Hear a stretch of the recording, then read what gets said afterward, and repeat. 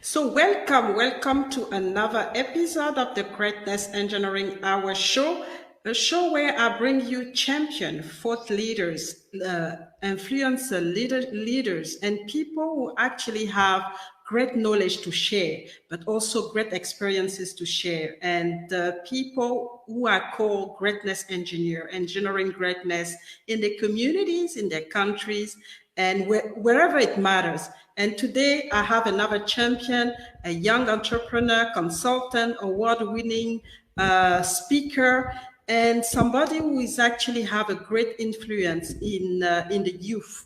And really doing a lot of work on youth entrepreneurship and employability, and that's the subject of our discussion today.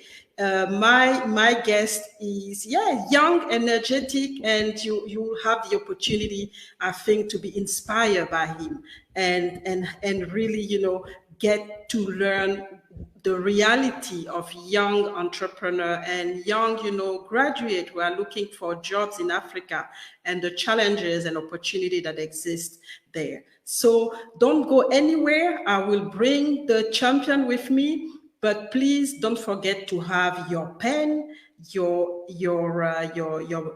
paper, your notebook, whatever, because I really want you to get to take notes and understand what's going on in Africa as far as employment and entrepreneurship is concerned, and get the opportunity to help as well and be part of the conversation, and hopefully get in contact later on if you need to have more information from my guest today. So don't go anywhere.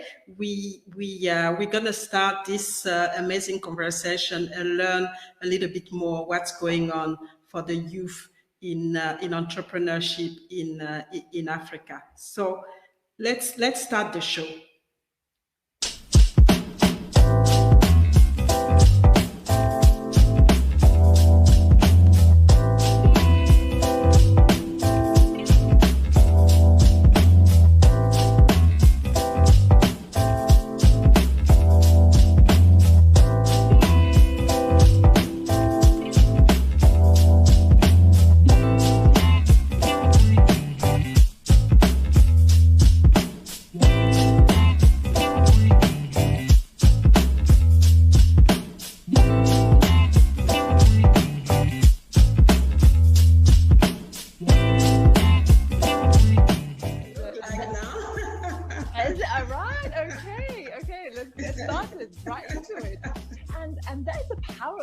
Right? On memories. But as I got older, I started to be more aware of some of the abusive sides of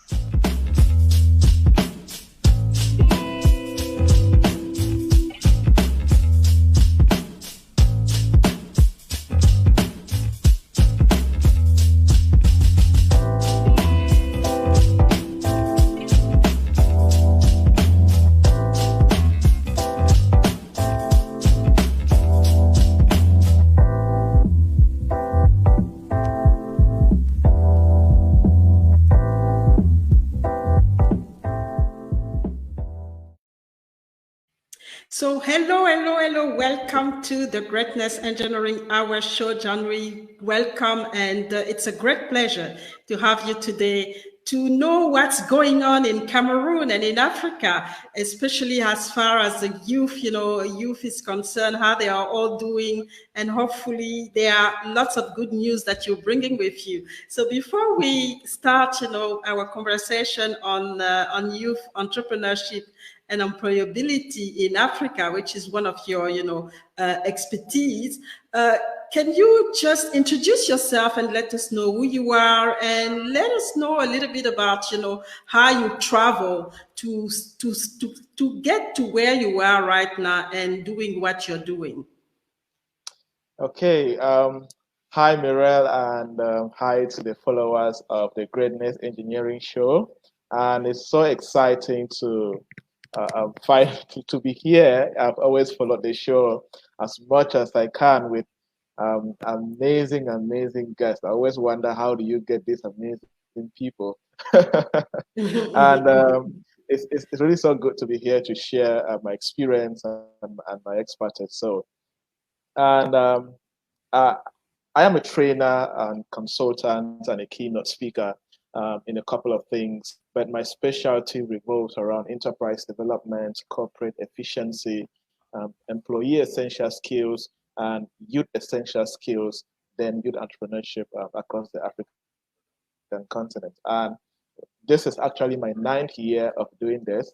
And when I get to Mm-hmm. say this, like, at what age did you start? So I actually started Exactly. this at the age of 22 when I resigned from my first job. And I got that job while I was still in university. It was a finance job in microfinance. And after about 1 year, 2 months, I think, and I resigned to set up my training center called the Center for Mm-hmm. Entrepreneurship, Leadership, and Business Management Development Africa. So it's a 9-year-old training center where we focus on two major things: providing enterprise development skills to young Africans and employability skills. And we have done this in 18 African countries and looking forward to scale into more countries. And how far I have come, it's just been God's faithfulness and hard work and commitment and the people that God brings into my life. And I always like to remind myself that I did not get to where I am because of my intelligence or my hard work. There's always that God's grace. There's always the support system that God brings in terms of partners, stakeholders, good friends, and people who believe in your vision. Yeah, and it has not been easy, definitely, but it has definitely been Mm-hmm. fun. And if you give me a second chance, I will still make the same decision.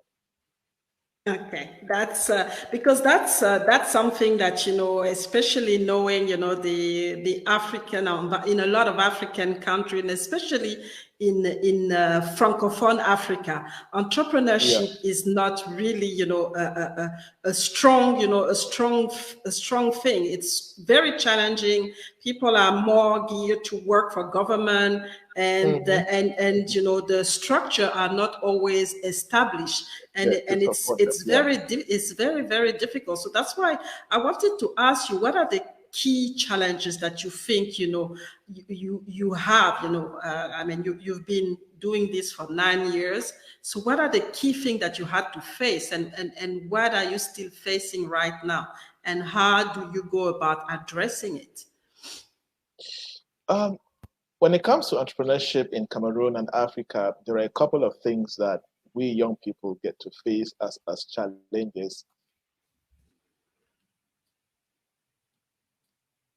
And I think that one of the major things many of us grew up knowing that the best thing that can happen to you is for you to get a matricle and work with the government and or get a Mm-hmm. job and work with the company.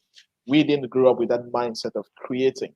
Like I was Mm-hmm. talking with a friend yesterday and I was like, the number of entrepreneurship seminars we see now in Cameroon and other African countries, it was not the same in 2012 Mm-hmm. when we started doing this entrepreneurship stuff. There's a big difference, a big gap, and it has really grown. And the second thing is it's still part of the culture, but that support system whereby when you choose entrepreneurship, it's like you have chosen the wrong path of life. Like Mm-hmm. it's unheard of for example for me when I resigned from my job at that young age, which was a good job in the finance sector to say I want to be a teacher. That's why they called me a teacher, they say. And and people could not understand. My family could not understand. My mom could not understand. My close friends did not totally understand what I was doing. And they definitely pulled me back and so on and so forth. And another thing now comes to government policies. And in government policies, I always say that these policies are actually there, which are good, but the challenge is implementation. Youth entrepreneurship to grow sustainably or grow effectively in a way that can cause the change that young people would like to see. You tend to struggle to get government attention. You tend to struggle to get certain authorizations or documentations, or you want to start up a business and maybe just to get the right documentation, you need to go through a lot of bribery and corruption before you get the right documentation, or the sluggish nature of civil servants and some of these offices. All of these definitely challenges. And then the last big challenge is the skill set.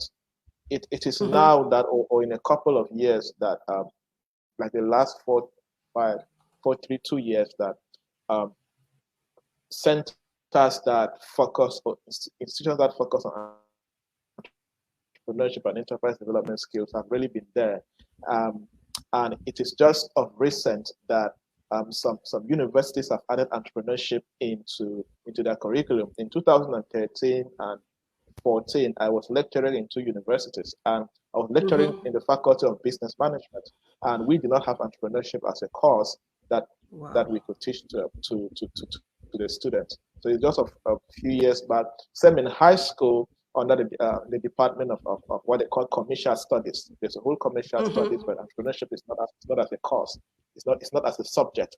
So it's just about 2-3 years back that it was added as a subject. So when you leave the university and want to start a business, you may have the knowledge of what a business is, but really getting the business done is the challenge.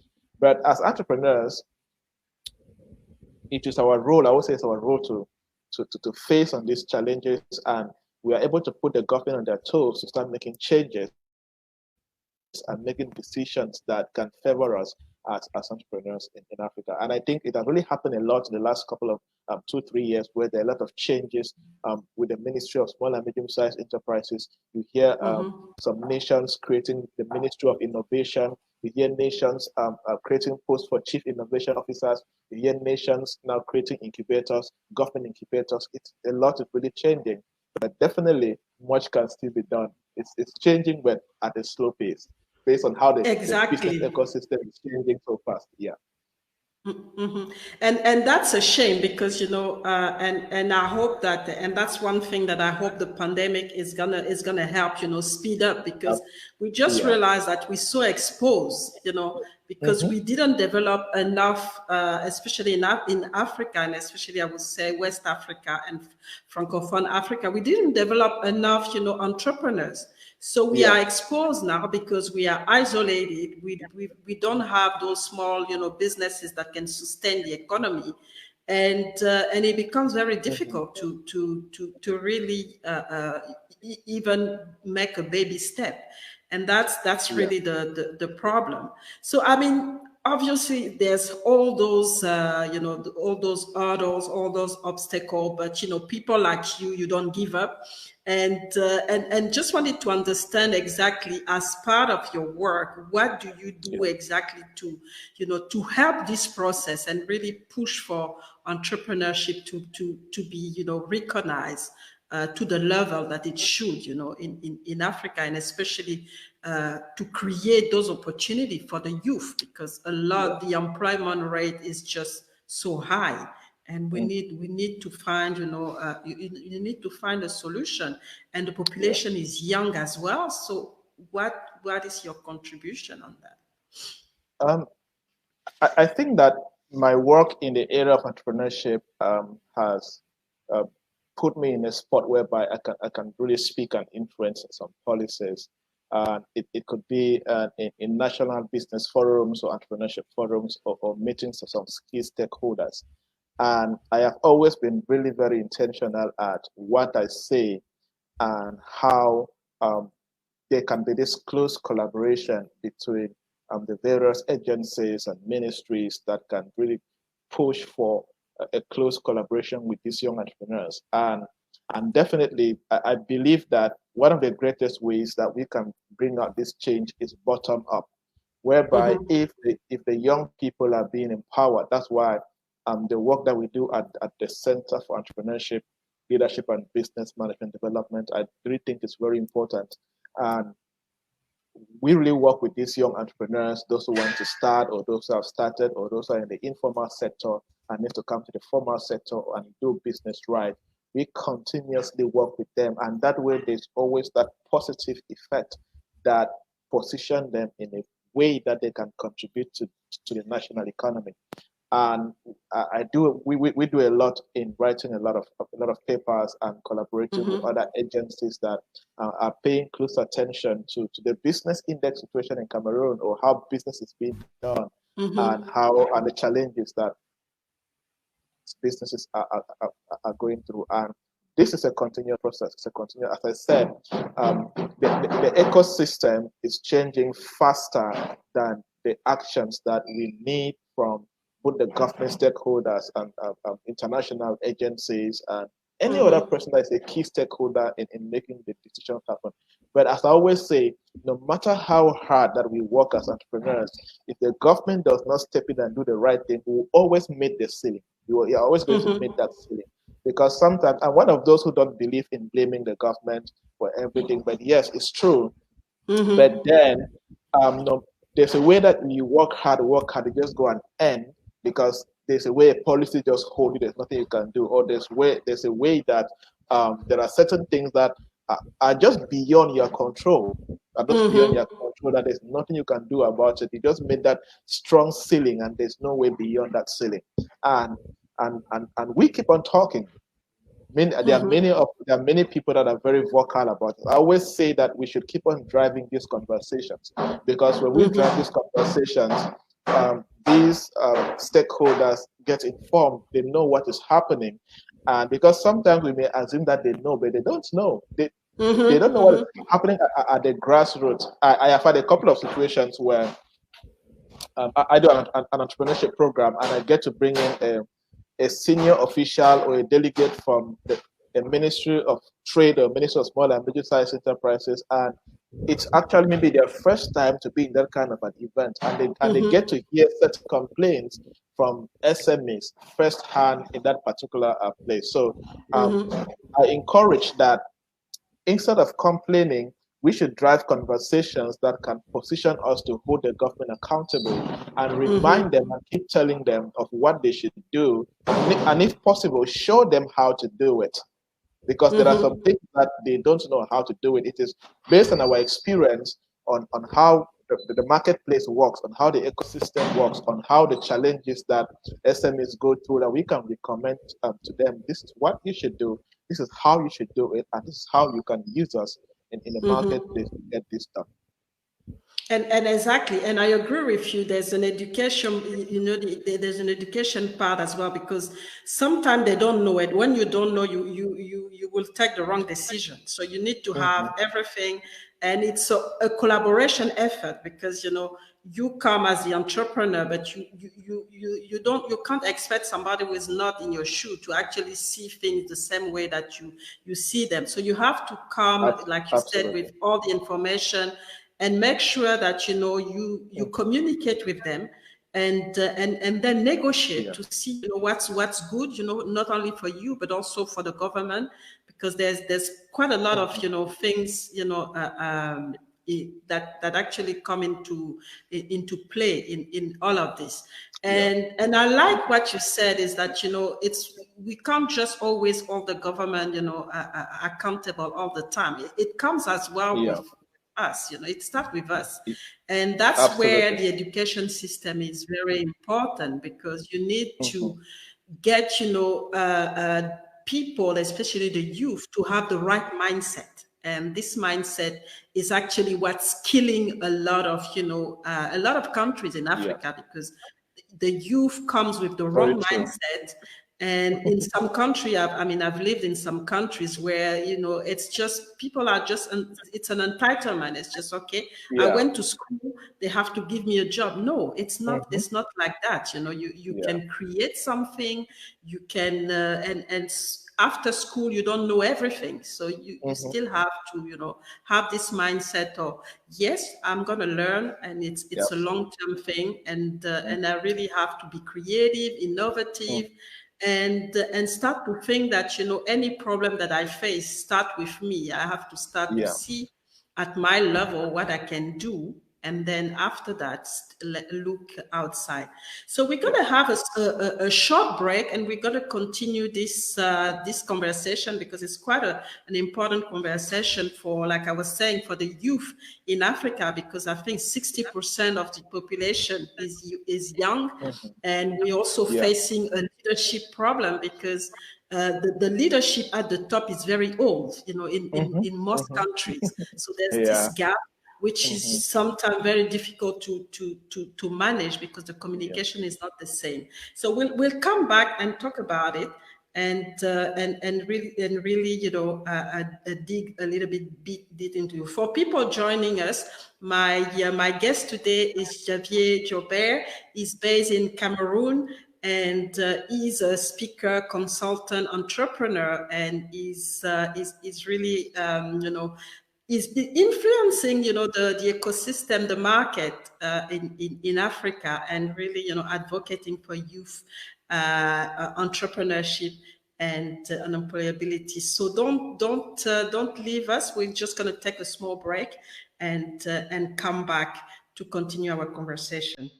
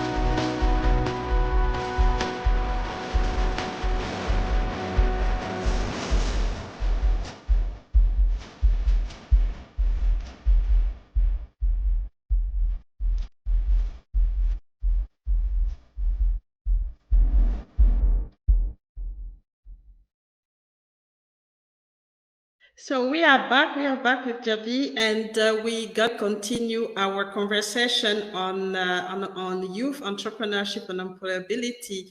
And one question that I have is, yes, we're talking about the challenges, we're talking about all the obstacles, but are there any opportunity? Where do you see the opportunities actually for the youth as far as entrepreneurship is concerned and employability? I think somebody said Africa is the future, and I don't disagree. The, the enormous challenges that the continent goes through, those are where the opportunities are found. Because how do you build a thriving business? You build a thriving business when there is a need for people to go through. When you look at healthcare, education, agriculture, technology, fashion, entertainment, there's a whole gap everywhere that you can build something and build a good business. When I talk to job seekers, it could be a job seeking forum or maybe a business forum for those who want to start businesses, I always use a funny sentence. There are so many problems around you, so many problems in Africa. Pick one and start solving and make some money. It's the challenge is that it's always that willingness to start and maybe putting in the work and seeing that it can happen. But trust me, there are so many opportunities. That's why there are young people that in the same continent whereby people are complaining about challenges and difficulties, there are still some young people making it big in the same continent who have never traveled around the continent, and they're making good money and employing tens and hundreds of people. So the challenge comes back to the mindset, to the skill set, and to that determination that they need to play their role and contribute to what they do. Like as you said, one of the amazing things that COVID-19 did to Africa, it's amazing because it exposed our weaknesses, it exposed opportunities, it exposed I wrote a paper and I said that it exposed the poor leadership of our government much better. Because year in year out they keep claiming how the budget has gone into technology infrastructure, has gone into healthcare, budget has gone into this, but COVID-19 was proof that that was not happening. And it was also proof that there are still so many problems that people can build amazing businesses around these problems. You see, for example, I was talking to a friend, and he's been thinking of what he can do in the education sector as far as Africa is concerned. And as COVID-19 came, he decided that, oh, you know what, I'm going to create a training institute that is going to focus just on digital literacy and teaching professionals on how to use digital tools. And he's doing well with that. That's an opportunity. It could be poor processing of food. It could be poor access to markets by farmers. It could be um, um, um, transportation. It could be logistics. It could be delivery services. It could be. There are so many opportunities available. It's just for us to make the decision and commit ourselves. And I always say that um, to succeed in Africa, and we need to see it as somebody who is bringing enormous contribution to the amazing continents that needs your contribution to shine. See, that way you put in your effort to put in the work beyond the money you want to make. That at that point when the money is not coming, you keep on going because you know that I have to contribute something. I have to solve a problem, and I have to perfect this business model until it's perfect and it's able to solve the problem and make money. And that's sometimes what people don't understand is that entrepreneurship, it's about solving problems. So if you want to be a successful entrepreneur, find a problem Yeah, somewhere. And I think there's so many problems in Africa. so So many of that's them. obviously the place to be, because you Mhm. have plenty of opportunity to solve problems. and Yeah. and I think that's again go back to how our education system is training people, Mhm. is training them for being employees. So they're Yeah. looking at a position somewhere, but they don't Mhm. think about, okay, I have this problem, let's look at what I can do, and on top Yeah. of that monetize, and really start something. I mean, Mhm. I've seen people starting Yeah. businesses using those used tires, and then start to make bags, Yeah. and all kind of things. It's like, wow. Some Yeah, house and people accessories. will just leave those tires just there, and they just and they're making money with that, and all kind of Yeah. different things. The creativity is really something very important. And Mhm. now we also have the digital. And I think a lot of the youth actually don't think that the internet, Facebook or whatever, can be Yeah. used for business. They use it just Absolutely. for social Mhm. activities, and then Yeah. they get frustrated. Yes, you have this power, this thing which is free, and you Mhm. can use it. It can be your office basically. So, Absolutely. and that's I think again the problem of the mindset, and that's why my Mhm. next question is about, because you training and you speaking as well. So what do you do to try to change this mindset, especially you're in contact with a lot of people that actually gonna they want to be into the entrepreneurship Mhm. arena, and also get jobs. So what do you Yeah. do concretely to help them to shift, and understand exactly what we've just discussed right now? Yeah. I think that what we do over the years have always continued to evolve based on the experiences we have and the data we have from the field. And we try to be as agile as possible. It could be organizing a mass conference. It could be organizing a workshop. It could be organizing mentorship programs. It could be um, doing proper training or doing long-term trainings. Whatever we can do based on the target market that we are looking at, and we try to be very very dynamic because various sets of people come with different challenges. They come with a different kind of mindset. Somebody who wants to start a business has a different mindset. Somebody who has already started and needs to scale has a different mindset, and somebody who's already making maybe $500,000 in annual sales need a different mindset to do that. And we do our best to develop tools and to develop the training systems that push them in this direction. And over the years, we have seen incredible uh, um, incredible feedback. And I would like to talk about one of the amazing models that we use, which is definitely what we adapted from my role model, Fred Swanika. He's a founder of African Leadership University, and his concept is that they don't train their students for the job; they train them for a mission. So the concept is simple. When you come to the school, you pick a mission. You don't pick a course per se. You don't pick a program.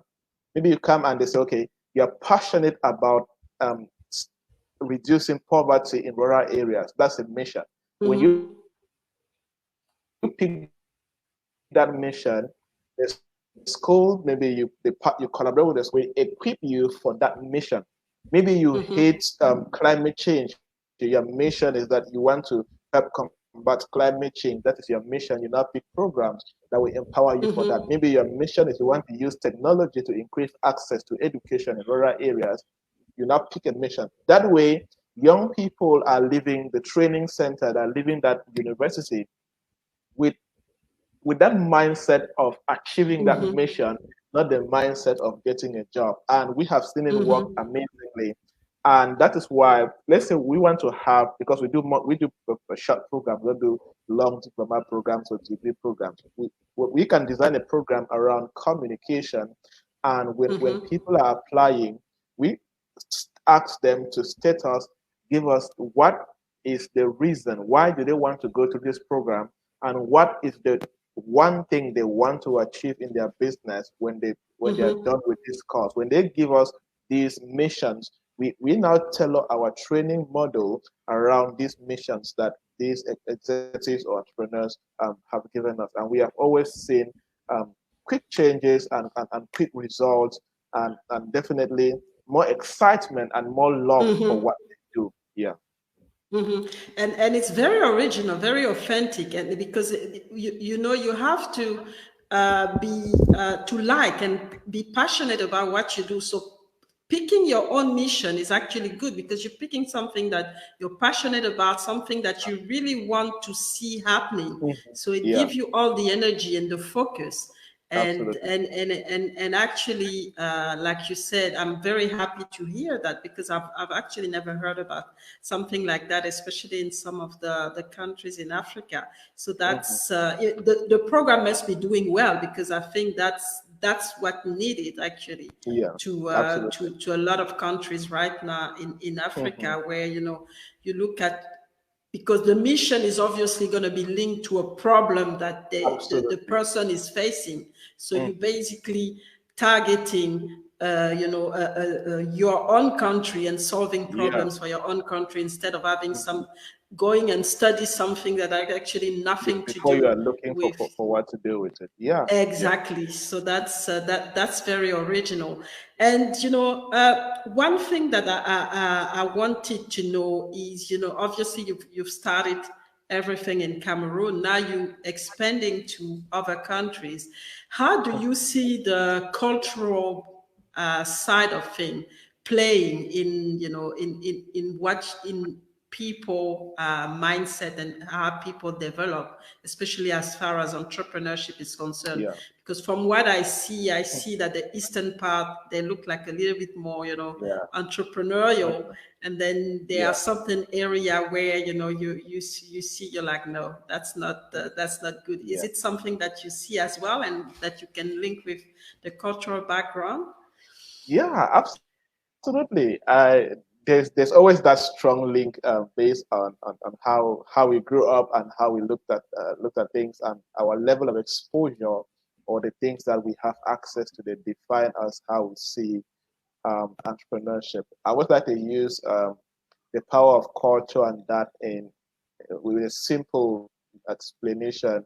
Like in the West, Americans build for the global market, back here we built our small towns and small communities and so on, because they grew up with that global mindset, and we grew up with that mindset or attitude of timidity and fear and being in our little corner and just seeing how we can get a job and build a house, get a car, get married, and leave. So, but when you look at West Africa, like Nigeria, Ghana, especially in West Africa, go to East Africa, you look at Kenya, Ethiopia, and other countries, even the Southern Africa. So some of these countries are definitely more advanced when it comes to the startup ecosystem. When I think Lagos and Johannesburg have the most valued startup ecosystem across the continent, with a lot of innovations and amazing young people bubbling with great ideas. And how they grew up and how they look at things and the level of exposure to innovation, to new things, and maybe definitely access to personal development. I was reading a paper and they were talking about the power of conferences and workshops, how it contributed to the growth of Nigeria, Ghana, and other advanced countries, because these are nations that they started leveraging on the power of personal development and workshops and professional development more than many other African countries, especially French-speaking African countries. And it positions their young people to be really exposed and to stretch their minds in different levels and challenge their old ways of thinking and open their minds to creation and contribution, and not just consumption and wishing that this is how the government should be doing things. Yeah. And that's very true, because I mean, when I look at the way I was educated, and then the way my children are educated, having they've been essentially in an English speaking type of environment. It's totally different. They really start to, like you said, to expose them very early, at age 10, they do presentations, they do projects, it's different. And then age 10, I was not doing all of this. And then some of the children still back, at 20, home, they're not doing that. Yes, they're still repeating things, and, and it's not helping. So you can imagine, if they start at 10, now 20, I mean, they're completely independent. They try all kind of things, and they're not scared. And that's really the difficult part. And we know that entrepreneurship is really what's going to make Africa thrive. And we really have to push for it and start at a very young age, because that's the important part. So we're going to have another break, and we will come back and talk about talk about a little bit more on how you've traveled and have been your challenges and where you're going so far. The future project that you have. So don't go anywhere. We'll be back pretty soon. All right. Providing sustainable jobs to young women and men is a sure way of ending extreme poverty by 2030, as aspired by the SDG 1. There is huge potential in agriculture, and it has often been touted as a backbone of development for many countries in Africa. Yet, the sector needs transformation. It requires investment into critical infrastructure, as well as changes in the land tenure system in our communities, to enable young women and men have access to land for productive purposes. Particularly for youth access to jobs, 3 critical issues need to be addressed. 1, access to finance is crucial for employment in agriculture and other sectors. We need to develop youth-friendly policies and financial systems that will provide flexible and timely access to credit, particularly to SMEs. 2, there is a mismatch between education and the needs of the market. There is therefore the need for investment in training and skills development for young women and men, and particularly for young girls, in order that the knowledge and skills gained will be in tune with market needs. Sustainable jobs cannot exist without being inclusive. Structural and cultural barriers that militate against the realization of the fullest potentials of young women and men need to be addressed. Tapping into the relatively unused potentials of young women and men has benefit for themselves, their communities, and the companies in which they work. What do you think is the main barrier for young men and women in finding a better job in Africa?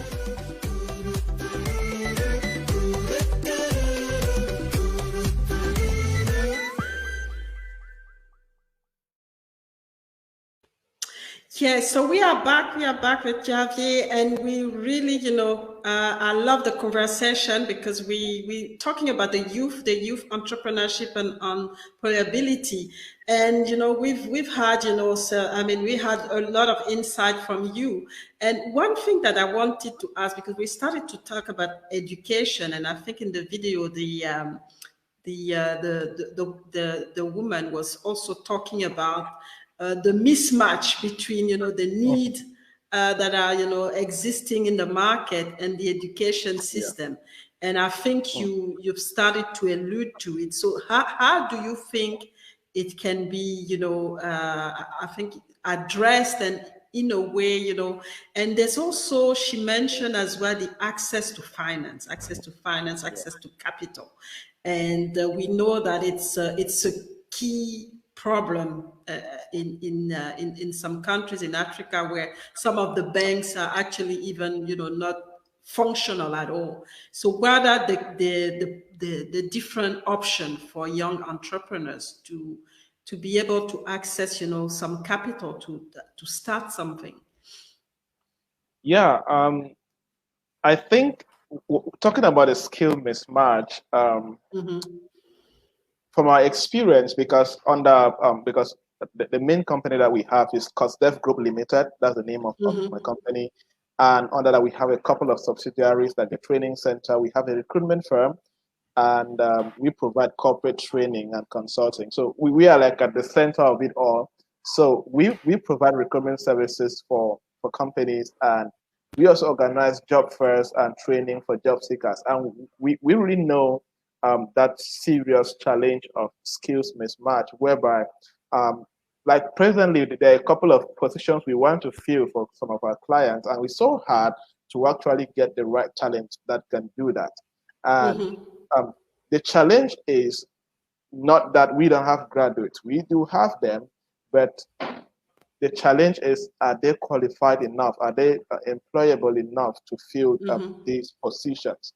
And then going back to our school structures, there's a lot of improvement, but I also think that a lot of collaboration between marketplace key stakeholders need to be done efficiently. If the governments keep sitting in their offices and working just with professors to decide how the course structure should look like and the content should look like, there will always be that mismatch. Like that's why I always say that if you read marketing in the university and you come out of the university and you're not able to get a job, then there is something wrong that they did not teach you. Because you teach marketing. because there is somebody in the marketplace who did not read marketing and is doing so well, better than you. You see, and there are a lot of changes that are happening as far as the marketplace is concerned. Like, you see a marketing graduate who left school just about last year, and they don't know what digital marketing is and search engine optimization is. That is something that social media has been on the beat in Africa since 2013 and 14 and right now. So normally, a sound education system should have included social media marketing, digital marketing, search engine optimization, and all of these things into the marketing curriculum. But even if a marketing professor cannot do social media marketing, how can they recommend the curriculum to be updated to have social media marketing. So how can they do that? They need to start working with stakeholders in the marketplace that are very, very open to the real needs of the marketplace. And you can go same to accountancy, to business administration, you can go to journalism and mass communication and many other things. You will see that there are those important skills that are really such hot cake right now in the marketplace that somebody still left the university last year, 2019, and they don't have those things. And these things are so relevant as at 2014. So there's still that gap. And then definitely that's where the need for training centers come in, like what we do under the under the Ministry of Vocational Training. What we do is falls under accelerated training program. So what we do is we find these gaps. We pick whether you read marketing, like the people who read accounting, they don't know the tax code in Cameroon, how it looks like. We organize a training for accountants which who are just leaving school to understand the tax code in Cameroon and how to declare taxes. That way we certify them and we give them hands-on skills that are able to get the job done. It could be marketing, it could be administration, it could be office management, it could be whatever thing that we see that gap that you left school without having, we try to close that gap. And for these gaps to really be closed, it is time for the Ministry of Higher Education, Ministry of Vocational Trainings, and any other ministry to always come down to the field. Always call these people that can recommend that, this is what the marketplace needs now. Like for example, I was talking with a friend few days back, and I was saying that if I were the Minister of Higher Education right now, as a result of COVID-19, I would recommend 2 new programs to be added either at the undergraduate or graduate level. I would recommend adaptability and I would recommend virtual team collaboration. But the sad thing is that students will still leave school this year and they don't understand what virtual team collaboration is. They will not understand what virtual tools are. They will not understand how to adapt in the midst of chaos and crisis. So until we start being really, really practical, we'll still keep talking about these gaps in 2030, 2035. And the future of work is coming faster than we expected. I believe that COVID-19, there are some things we expected to be happening in Africa in 2025. Because of COVID-19, they happened in 2020. So the future of what we used to talk about and read as if is something that will come from heaven and fall on us. It's already here with us. And if care is not taken, the gap of unemployment will continue to grow wide, and companies will continue finding it very difficult to get the right talent. Now, we work with a couple of clients, and there were some employees that when they were forced to work from home in Cameroon, and we had clients in Uganda, we had clients in Tanzania, they totally had, basically, we had one of our clients that they stopped working fully for 3 days because when workers stayed home, nobody knew what to do. Nobody knew which tool to use and which tool to work with team except talking on WhatsApp. How do you... And that's the thing. Why don't they use WhatsApp for work? in this century, I was talking to one of my clients, I was like, in this century, you no longer deal with emails back and forth. You're working on a Microsoft Word document, you're dealing with an email back and forth to correct. Use something, use Google Docs, use something and work on the same document at the same time and get this done. And he was like, what's that? You see? So it's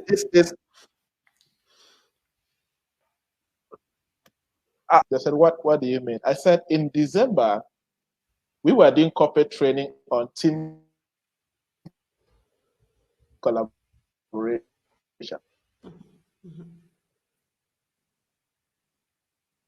And exactly 4 months later, that is how fast change is happening.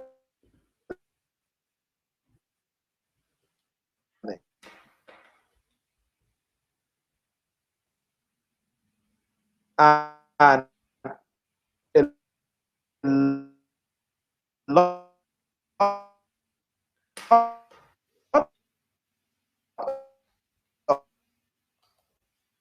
of this needs total attention. I always contribute to this as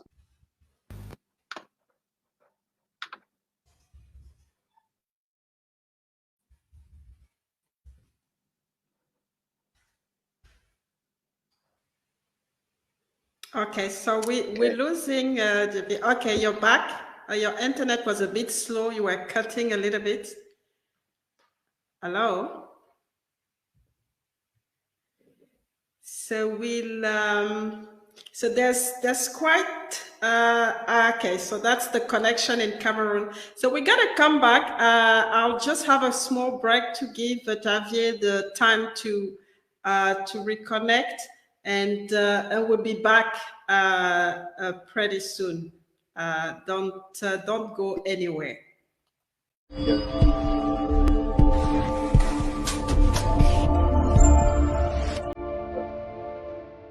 So have you ever, read a Bible story that stuck out to you that you could relate to and you said, oh my gosh, I understand, that's my life? Have you ever read a character in the Bible that stuck out?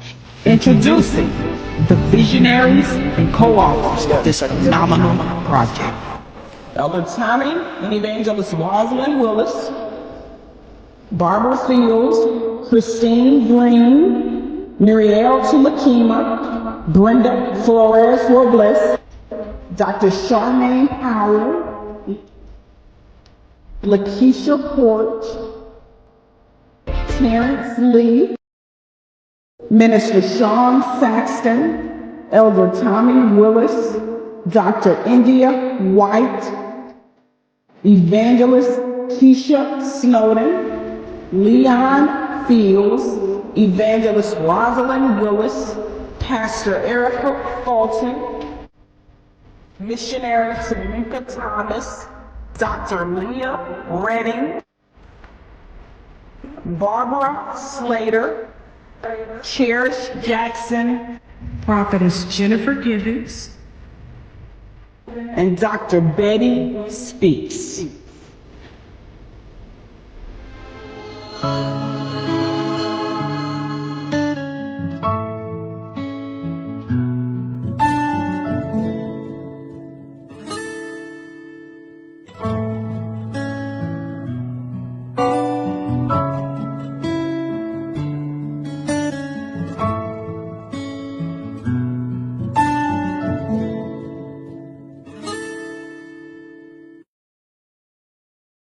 So we are back. We are back. Yeah, the connection was a bit slow. So we are back talking about youth entrepreneurship and employability.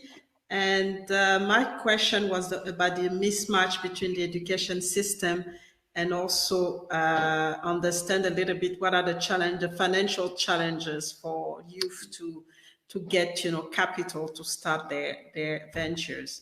So I'll let you continue then. Okay, I think I was about to jump into the finance issue, and it's always a very, very big topic when it comes to entrepreneurship in Africa and business. And yes, the financial challenge could be an issue depending on a lot of things. I don't just go straight when it comes to finance and agree that there's a financial challenge, because when you talk, we will basis, and there are some things that you that the money is not there, or that you do not look. There are many things that play in financial challenge thing when it comes to investments and getting partners that can invest in your idea. And before talking about raising money, we ask a couple of things, because sometimes I would like to ask the first question: how much have you invested in your own idea? Because I don't believe that you need money to start a business. I believe you need money to grow a business. And how do you expect somebody to put in $1,000 in an idea when you don't have even $100? It's not possible. So we need to always, as entrepreneurs, we need to be able to do our best to start something. Don't just sit and complain that there's nobody to give me money to make my idea work. You see, how much work have you done to make that idea work? And I bet you from my experience, a serious entrepreneur, always have a way to start the idea. My philosophy is simple: start small, learn fast, and grow fast. There's always that part to start small. And when I ask you that, I now ask the second question: how many paying customers do you have? How much money have you made? Because an investor is seeking for a way that they can make money, per se. So they cannot invest in an idea when they are not sure of how they're going to get back their money. And you cannot go and you're not able to give your investor the right statistics or the right numbers that can confirm to them that you know what they're doing. And definitely that's where traction comes in. That's where you start talking about the market viability of the idea. And the third thing that I always like to ask is, are you fundable? Are you worth funding? Are you worth funding? Because sometimes you see entrepreneurs complain about, oh, nobody's giving me money, nobody's giving money and this and this. When you start asking the right questions, they don't give you answers. Without asking them, okay, how many units did you sell last year? How much did you make as total sales? How much do you project to sell in 2 months, in 3 months? What's your plan of scaling? What is your marketing strategy? How do you distribute? When you start asking these deep questions, they don't give you concrete answers. But then they complain that nobody is trusting them to give them money. So, and meanwhile, there are still entrepreneurs. I always say that entrepreneurs who are still able to raise a lot of money for their startups. Guys are still able to raise $1 million for their businesses, $500,000, and they are doing so well. The challenge is entrepreneurs need to know, no investor just gives you money like that. It's a whole process. It's a whole credible process that you need to go through, because it's a serious partnership, because nobody likes to lose money. So nobody just gives you money because you have an innovative idea. That's why I always say that in Africa, even in other continents, it takes more than a good idea and money to build a business. And unfortunately, many of our young entrepreneurs always lack the other things that make them to build a good business. They're always like, oh, I have this amazing idea. This idea can change the world. That's good. What next? What next? You see, what have you done with it? Where's the traction? Do you have the skills to make it work? And skill set is one of the biggest challenges that is killing many entrepreneurs.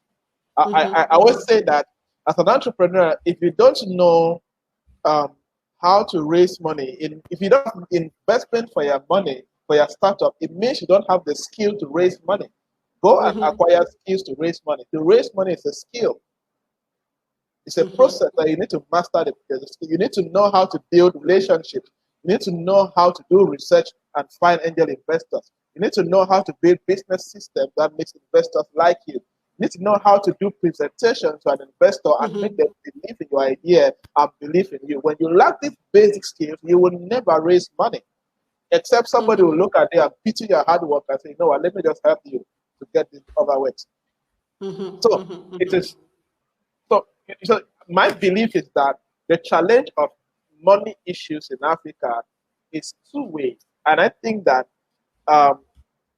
the bigger part of the challenge is on us, the entrepreneurs. We are not doing many things right because the money is out there. People have money to give out. The good news, one of the amazing good news that came to the entrepreneurship ecosystem is these people, they call them angel investors.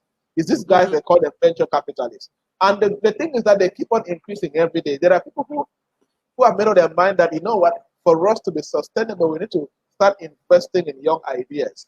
But when they have the money, they have the funds, and they come to people, they're not able to do that. Like one of the services we provide is investment advisory. There are Cameroonians in the diaspora that want to invest back at home. And it could be $1,000. $1,000 is a lot of money for startups here. $10,000. These guys have money from what they have done, from their work and day jobs and so on. And when they come to us, or maybe a young guy goes to them and say, hey, maybe because our entrepreneurs now are so good at looking at guys in the diaspora and telling them what they're doing and how they can come in terms of financial partnership. They always tell us, okay, go talk to this entrepreneur, see if he's worth the investment. When you start talking to them, they are so superficial, they are so shallow, they don't have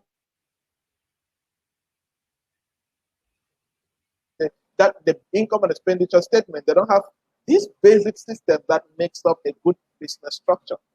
And you don't expect me to go and tell the guy, the potential investor, that you are good for investment. When you do that and come back to me, I'll go tell them that you're ready for investment. And the sad thing is that when you tell them that, they take about 6 months to 1 year, they never come back to you. Because they want it quickly. Again, it takes more than an idea and money to start a business. The real hard work is in the business system. The real hard work is in the market research. The real hard work is in going to customers and talking to them and getting data. The real hard work is building a team. And these are the things that qualifies you to actually raise money from family, from friends, and from Cameroonians who are in the diaspora, or Nigerians in the diaspora, and other African countries. So I have quite a lot of comment today, just now, suddenly. So there's Loretta. She's asking, what do you think most business startups don't implement customer segments? And so that's one of the questions. I don't know if you want to address that. Yes. All right. Let me react to that then. Hi, Loretta. Loretta is a good friend. And yeah, I think the challenge is the hard work part again. Apart from just having an idea, put the idea down and go to the field. I always use a funny saying that a startup entrepreneur is not supposed to have an office with an AC. Be on the field. Go to the street. Talk to people. When many of them come to you, I always give them a challenge. Until you talk to 250 people in your target market, don't come to me for anything. And sometimes when they talk to people, they go and redesign their product or their service without coming back because they have seen the real thing. You don't sit in your sitting room with your laptop and you design a business. It's guesswork. So the challenge, based on her question, the challenge is the laziness to go on the streets.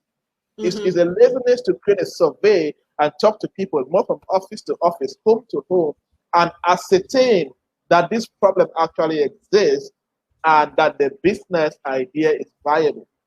You see, that's why I always say, like in technology, that's why somebody sits at home and develop an app and nobody downloads the app and they come to me and like, my app, nobody's downloading. I'm like, why should they download their app?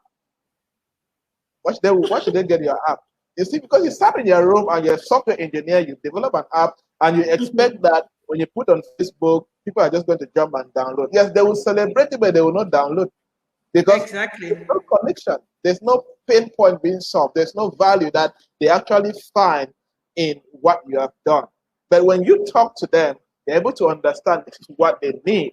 This is how they need it. And this is when they need it. And this is how I should project what I have created for them.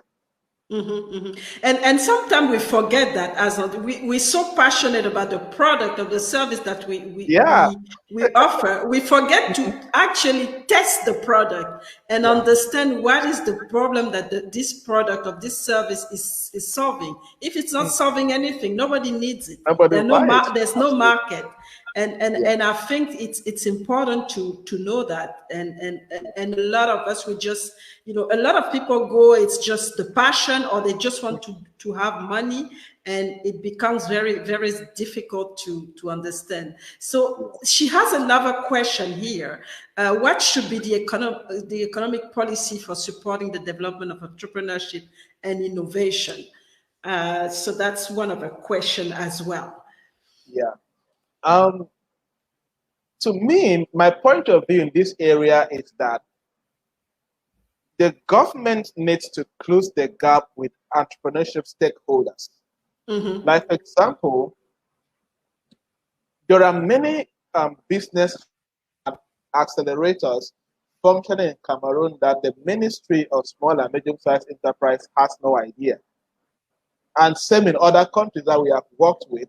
There are many ministries of trade or commerce, or how they call it in those countries, don't have that close collaboration with the real stakeholders who are making things happen. Secondly, there are amazing youth entrepreneurship associations and organizations who are organizing entrepreneurship seminars and business workshops like practically every weekend. And these are guys that are driving the ecosystem practically in the field. And for this policy to be done right, I think that the government, through the Ministry of Trade, Commerce, and SMEs, needs to start sitting down with these people, need to start collaborating with these people. Like, for example, a, a government agency or a ministry will sit in a capital city. It could be Yaoundé, it could be Abuja, it could be whichever capital city, and they design an entrepreneurship event or concept from their ministry and bring it to a town or to a city to force it on the young entrepreneurs. Like, for example, I have a practical example. There was this government event that was done, and it was done, I think, exactly 2 weeks after I had an event on, I think it was Business Success Summit. And that event, I had more than 200 entrepreneurs, and we had to stop accepting applications. And 2 weeks after, I was asked to be a keynote speaker in a business forum, a national business forum, and they pushed so hard to get entrepreneurs from all 10 regions to come. And in that business forum, they barely had 30 entrepreneurs. Wow. So they now came to me and asked, so why didn't your people show up? And I made a funny slang. I said, they don't trust you. And the government officials were like, what do you mean? I said, yes, they don't trust you. If I go and if another youth leader or entrepreneur or a speaker organizes the same youth entrepreneurship forum, more young people will attend than maybe when the government calls for it. Because, sorry to say, but that is it, because what the government has projected is bribery, is corruption, is sluggishness, is always, not doing it right the way they want to see. But when they come to these incubators give them with respect. They pay attention to them, they talk to them, they understand their needs and challenges. And even with their limited resources, they do their part to serve these young entrepreneurs. So I think the first step for the government doing this, the government should close the gap first. Start working with the people who are causing the change in the entrepreneurship ecosystem. And then when we sit together as politicians and key players, we will design policies that will both serve the state and serve the entrepreneurs. Yeah, because you want a win-win situation. So you have to have everybody together, communicate, and design something that's going to help everybody. And that's key, because otherwise it's really difficult. It's really difficult. So few comments. So there's Liliane from Switzerland.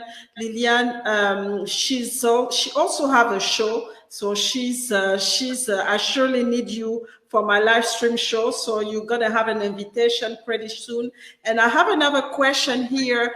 As a young entrepreneur, what are the requirements to starting a successful business? So I mean, we've talked about it, the whole thing. But if you want to address it quickly, that's another question for you. In this particular area, I always like to advise people to look deep within themselves too, because passion plays a big role in entrepreneurship. As I always say, in entrepreneurship, passion keeps you going when the money is not coming. And secondly, skill sets. I always say that it is very easy to have an idea. It's very easy. Your neighbor complains about something that's a business idea. Your colleague complains about something that's a business idea.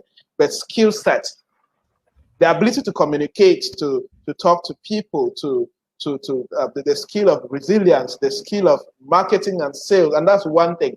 If you cannot do sales, you cannot do marketing, go get a job. Entrepreneurship is not for you. That's one thing. We should stop. As I always say, as a startup entrepreneur, you need to be on the streets where the money is found. Money is not found in offices. As simple as that. Because one big challenge that I've noticed with entrepreneurs is that they don't know how to sell or project what they do in terms of product or services. And definitely, resilience is a very key thing as far as starting a business is concerned. And make sure that you're a technician. What do I mean? As an entrepreneur, have the technical skills that, whether it could be, we used to design your product, you used to serve your customers, and then the soft skills definitely that makes you a complete entrepreneur. And don't give up because it's going to be hard. It's not going to be easy. And that's the Yeah, thing, and that's what Liliane is saying is that mostly in Africa, you need the right mindset to be successful entrepreneur. The skills yeah, are there, but the mindset is a huge hindrance. And I yeah, agree with her. It's really about the mindset, and yeah, I mean, we have the skills. People have, they know a lot of things, but mhm, it's really the mindset. Go with the right yeah, mindset and come back. absolutely. So that's a key thing. And Yeah. so we're going to take another last question, just again from Loretta. How does the social insurance system and the tax burden of economic activity affect entrepreneurship and innovation? So it's probably going to be, it's going to depend on countries. But do Yeah. any countries that actually have, especially in Africa, that actually have a very good system for a young entrepreneur?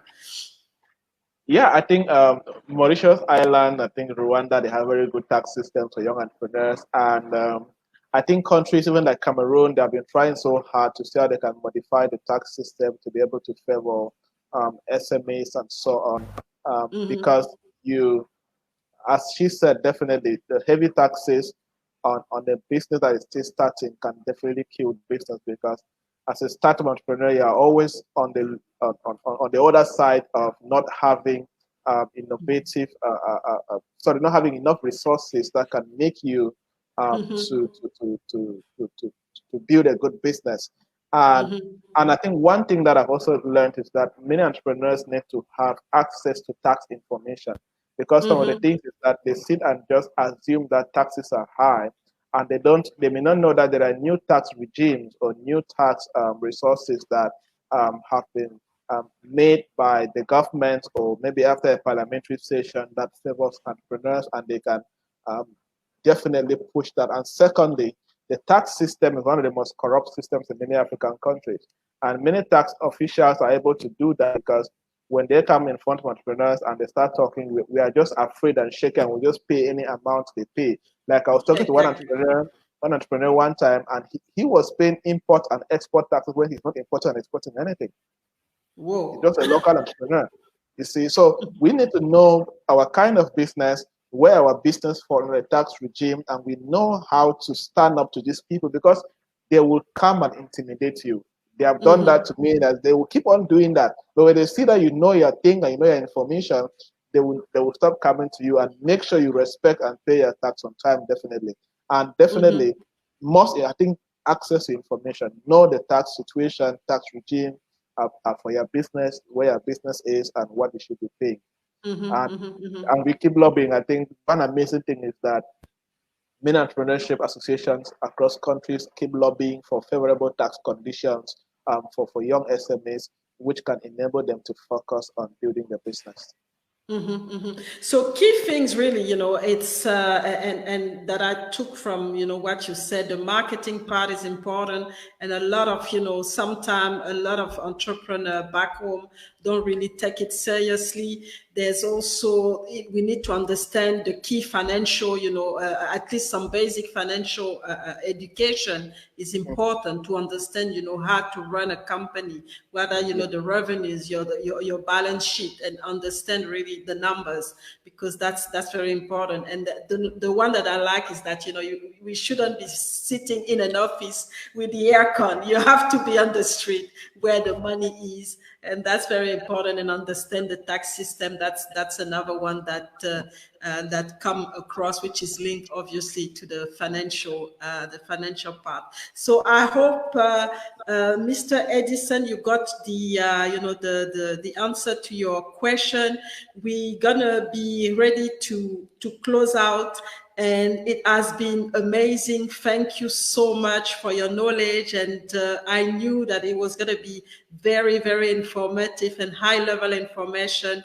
And thanks a lot for all the work that you're doing, for the young entrepreneur, because like I said, Africa is young.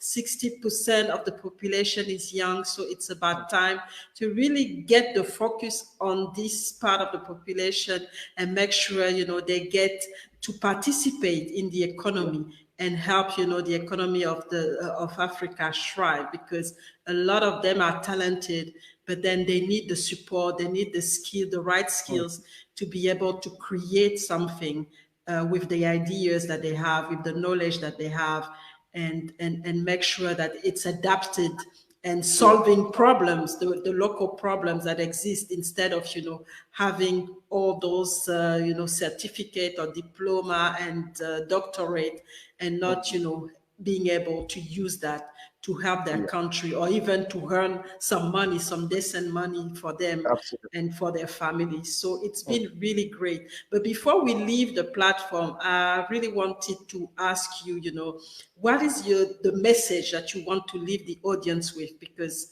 that's also an important thing I want the audience to have. I think that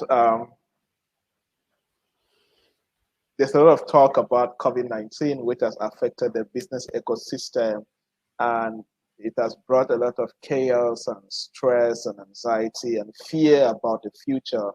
And my one word so far since it all started has been adaptability. Adapt as much as you can and learn as much as you can. And I strongly believe in always having the right mindset, because building a business takes a lot. Building a successful career in any field takes a lot, and your mindset or your level of mental intelligence comes in handy, because it's going to keep you focused and keep you dedicated towards that journey that you have chosen. And definitely skill sets come in.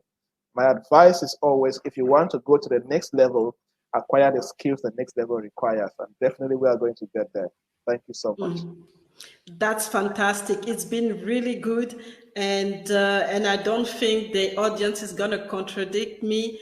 We learned so much from the VS today, and I understand now why people are calling you, Mr. Remarkable, because it's been really remarkable today to get all this information and understand the ins and outs of youth entrepreneurship and employability. And so for people who want to connect with you, how do they do that if they want to continue the conversation? And I know she will be connecting with you pretty soon, so that you can also have, the opportunity to talk to our audience. So there's the website that I have here. So that's his website. So you can have a look at, and know what is doing fantastic work as far as I know. And there's the LinkedIn as well. You can connect with him on LinkedIn, and obviously Facebook is also one area. And really, Mr. Somebody remind us, Mr. Remarkable. So it's been remarkable today for us, and it's been really great. And thank you very much for your time. I know it's not always easy to take, an hour plus out of your agenda, especially as an entrepreneur, and have you sit in an office instead of being, on the street doing your business. So that's good. So thank you very much, and thank you for everybody who's been, participating and tuning. It's been a great show. And tomorrow I will be back. We're going to India, and we're going to talk about